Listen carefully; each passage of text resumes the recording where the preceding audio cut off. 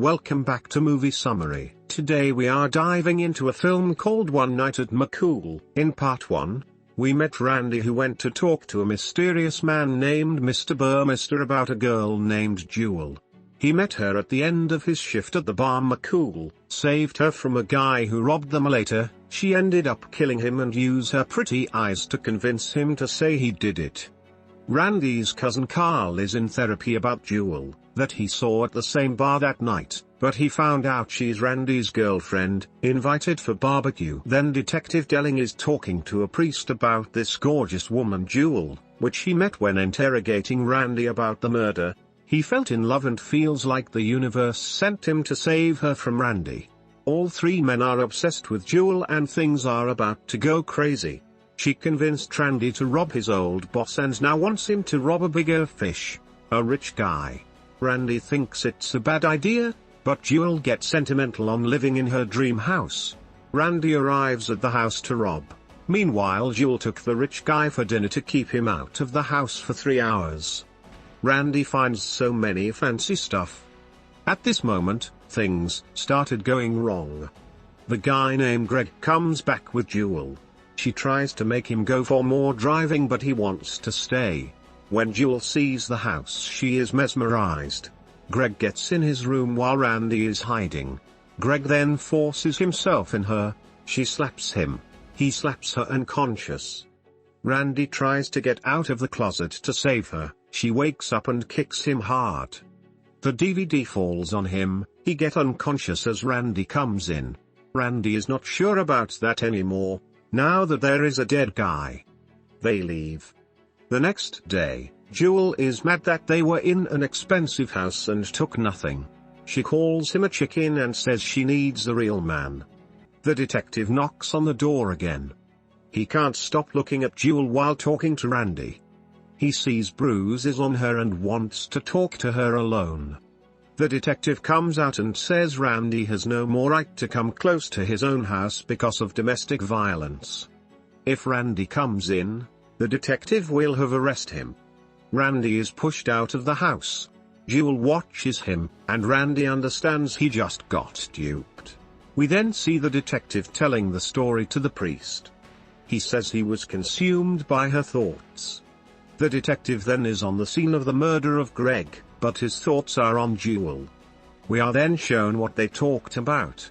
He tells her he can get him out of the house for 90 days, but to keep him out forever she would need a lawyer. She then called Randy's cousin, Carl, who is a lawyer.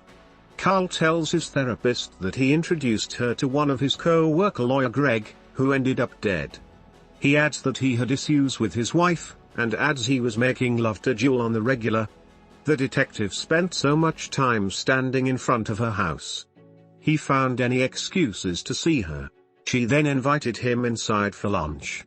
The detective believes she was sent from God.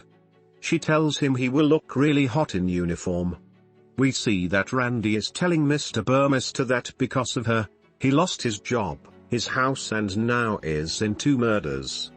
He was outside stalking the house. He then saw her through his mum's stuff. That was the point of no return. He had to do something drastic. That's where he got in touch with Mr. Burmester for his services. Meanwhile, the therapist is shocked that Carl slept with his cousin's girlfriend. The detective then goes to see Carl about Greg.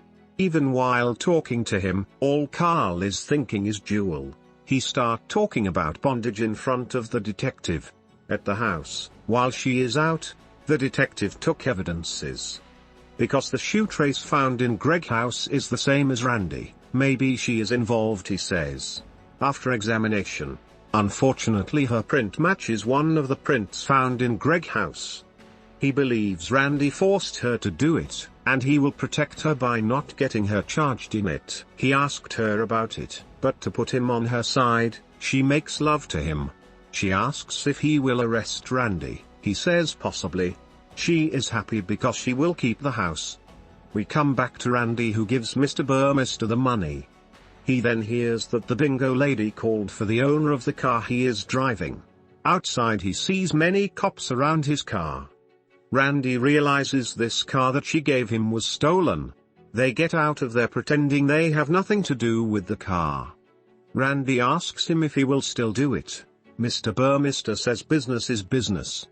Meanwhile, the detective tells the priest that he destroyed evidences incriminating her. The priest forgives him. Carl then tells his therapist that he feels empty. That woman made him feel alive, he cries. Mr. Burmester brings Randy somewhere to stay low, and reminds him he killed people. Meanwhile, the detective dresses up as a cop to please Jewel's fantasies. Carl gets a call from Randy. Carl is happy to hear that Jewel is home alone. He rushes to her. Randy sees a commercial that helps broken men, says that tomorrow may be too late. He goes to steal a car. Carl arrives at Jewel's house. No one home. He breaks in. He dresses up in his fantasies. The detective dressed as cop also arrives. The door opens. Carl is getting ready. Mr. Burmester then arrives ready to do his job. He is a killer. He takes his gun out. Meanwhile, Randy is hurrying. All these characters are about to collide. Mr. Burmester is about to get in. The detective who looks for her come face to face with Carl. They are speechless. Carl closes the door as the detective takes his gun out. He confronts him. Carl says, "You need a search warrant." The detective says, "It's my girlfriend's house." Carl says that he is a lawyer and will be representing Randy and sue the police. The detective says and Randy will go to jail for the murder of Greg. The detective wants to take him to jail for killing Greg because of his gay passion for him. Carl denies it. After saying he is here to make love to Jewel, the detective points a gun at him. Mr. Burmester sees the two men through the window thinking they are making love. Randy bursts in. Carl admits he made love with her, then tells the detective did too. Randy is looking for her. Randy was actually trying to stop Mr. Burmester from killing her, and says someone is coming to kill her. A mysterious man enters with a gun. It's Utah's brother, who is here for revenge. The brother of the first murder Randy took the blame for. Mr. Burmester gets his gun ready. Then another gun points at him. It's Jewel. They both point guns at each other. And now Mr. Burmester is mesmerized with her, falling in love with her. Jewel then sees what's happening inside. She is shocked. Utah's brother says that murder step up, or he kills everyone. They see them outside. The brother shoots towards them. Mr. Burmester protects Jewel. The detective shoots the brother.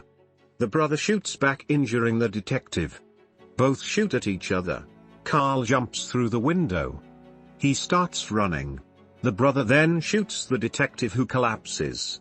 He goes closer to Randy. Jewel comes and shoots the brother. She then gives Randy one last look before she leaves. This time she leaves for good. She goes in the car of Mr. Burmester. She says she will miss that house. When Mr. Burmester says he has a house, Jewel is intrigued. She falls in love with him. They drive off. Meanwhile, Carl is running and thank God to be safe, but a trash can falls on him. The movie ends. Thanks everyone for watching. Don't forget to subscribe and check our other movies summaries.